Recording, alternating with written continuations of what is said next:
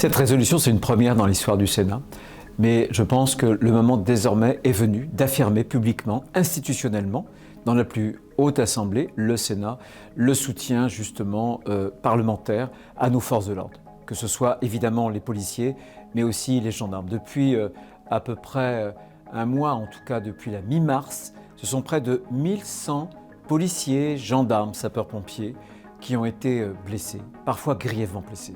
Ce sont des hommes, des femmes, ce sont des pères ou des mères de famille, ce sont eux qui nous protègent et je considère que désormais face aux ultra-violents, nous avons le devoir de réaffirmer qu'ils sont notre bouclier et qu'ils peuvent compter de façon inconditionnelle sur notre soutien. Je pense aussi que nous sommes parvenus à un moment de notre histoire politique où une partie de ces forces politiques, et notamment de l'extrême gauche, de l'ultra-gauche, ont un dessein.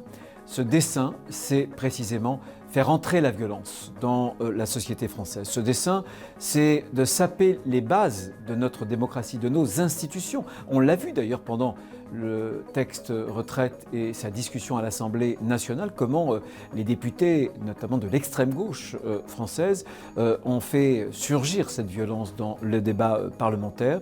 Je pense qu'il y a toute une partie de la gauche qui est en pleine dérive.